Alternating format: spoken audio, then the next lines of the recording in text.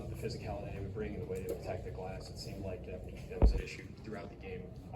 What was ultimately the difference to you guys in this one? Just rebounds and free throws. We missed 7 free throws, and our rebound is by 10. So that really plays a big difference. That cut down second chance points a lot. If we hit free throws, we're not down 4 instead of down 1. It's just different situations. So I feel like we cut those down, we'll be in better shape. But Texas A&M is a good team, good physical team. So give props to them what they do. It just shows what we need to work on to move forward. So it's a good challenge for like this early in the season. So you see what you need to work on and you can move forward from it. No, I agree. I think one thing we could have done better is probably get on the offensive board more in the first half, and I think the second half, we had an emphasis on that. We got some more boards, but I think that was the difference in the game, like Bruce talked about. And I think obviously defensively we fouled a little bit too much, and then ultimately their free throws led to them winning, and then also their second chance points obviously led to them winning as well. When they are hitting the glass as effectively as they were for stretches, how does that wear on a team as a game goes on? Yeah, I think it wears on a team. Obviously, like you said, it's a physical team, it's a physical Texas A&M team, but it's just constantly knowing you have to go to the glass, and you have to make sure your man's boxed out, and I think that's something where, we had the emphasis on it, it's just we didn't do our best job executing it, and I think that's something we got to learn from, take from it, just move on. It's one game, it's the second game of the season, and like Bruce talked about, how are we going to respond? I think that's a big question we have to ask ourselves next. You got to get another good team coming in Merrimack, and it's how we're going to respond. It's always about response after you lose a game like this. Jamison, some early foul trouble for you. What was it like working through that? And then just as a team, what was difficult about Texas A&M in the second half? Yeah, I think their guards, they got out, once they get downhill on that ball screen, it's hard to stop them. And I think that you have to have good help. And there was one time I remember, switching the ball screen, then getting caught up with Wade Taylor, just getting a foul called. And then obviously just, being too aggressive offensively and getting a charge was something that, led to the foul trouble. But I think it's just, you can't let that affect you. Obviously, you have 4 fouls or you have 3 fouls. You just have to keep playing, and if you get a foul, you get a foul. There's nothing that you can do. You just got to go out there and play the game, and that's what Coach Holt talked to me about. Just go out there and play. And then Bruce, like you've talked about last season, kind of reflecting on that and like learning from losses. What is something that maybe you guys can take from this loss?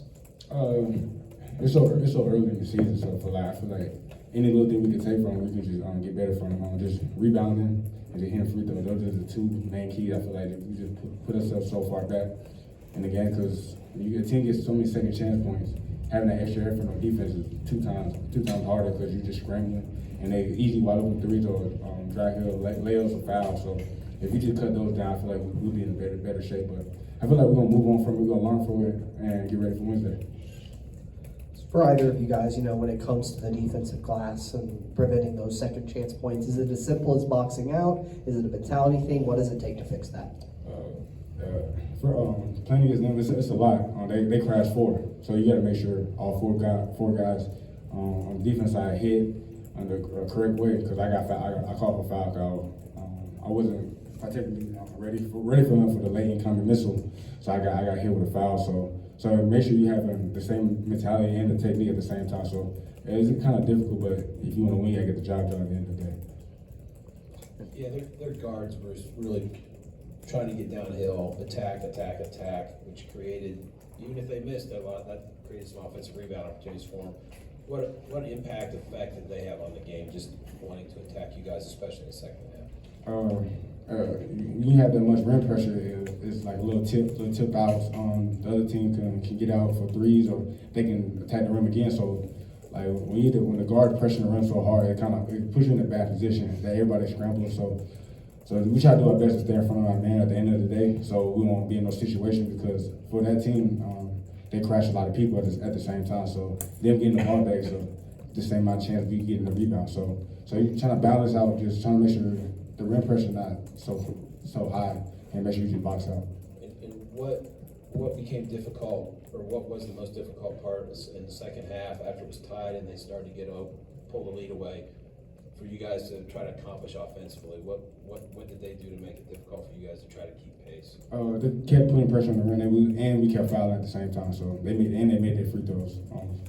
So that it really hard to come back when they making free throw and they putting rim pressure and they're making the right plays and stuff like that. So when we did get it one time stop and I got the rebound the first time, I feel like we was in good shape. But when things like that happen, it's hard to win back on ball games against a top team like that.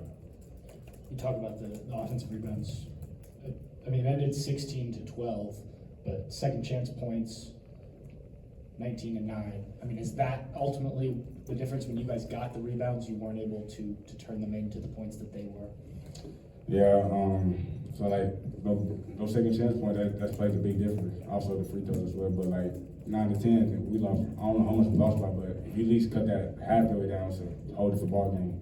So I feel like just taking one possession at a time. I feel like just hit single don't worry about the home run play. Jose, but I feel like just taking our time, just one possession at a time. I feel like we'll be in good shape. And Bruce, you in the second half had to kind of take over offensively. It looked a lot like last year at times when you had the ball in your hands. What is it going to take to balance? You talked about a lot of guys can score on this team to get that balanced scoring kind of in crunch time. I still have the same faith in my teammates.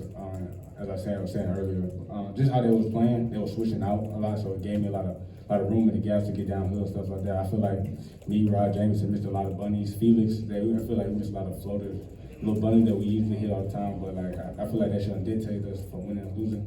So I'm really just thinking about the rebounding and the free throws that really put us behind the 8 ball.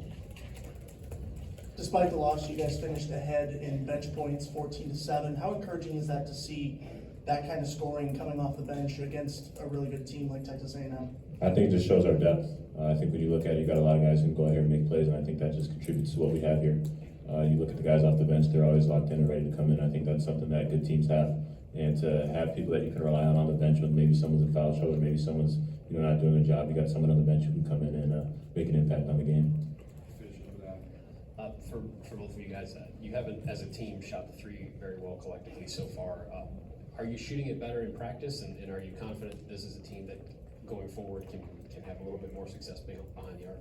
Yeah, no, 100%. I think when you look at it, there's slumps in basketball, and I think when you go through it, you just got to keep at it. I think for myself and for everyone on this team, we work on it every day, and there's nothing that's going to deter us. Regardless if we make or miss shots, we're going to be out here shooting every day, and we're going to stay confident. That's the biggest thing. You can't lack confidence when it comes to that stuff. If you let that happen, that's when it starts creating a snowball effect. And I think everyone on this team is as confident as they are. It's not going to be an issue. And shots go in, shots miss sometimes, and you just got to stick with it and keep going. We're gonna keep shooting at the end of the day. We work on our shots from the summer to June all the way to now. So I feel like we're gonna keep shooting the ball at the clip we're shooting now. I still have the same faith in JMO and anybody shooting the 3 ball on our team. So I feel like when it falls, it will be a different story. But the amount of hours we put in with the 3-point shot, the one more pass we're doing, I feel like it's gonna come. So we're gonna just keep shooting at the end of the day, and we're gonna fall. And then at halftime, you guys had a lead. They closed, I think, on a 6-0 run. And just what was the conversation like at halftime? What were some of the keys that you were really trying to focus on at that point? It was gonna be a dogfight. We just knew it wasn't gonna be no blowout. We just gotta do the small things. Ended up that we didn't do the small things at the end of the day, so that really separated from winning and losing when you playing a top team like this. I'm glad we just figuring out now like what we need to do now. So this was the type of environments and understanding of the big time games, like what we need to do to clinch big time games and stuff like that.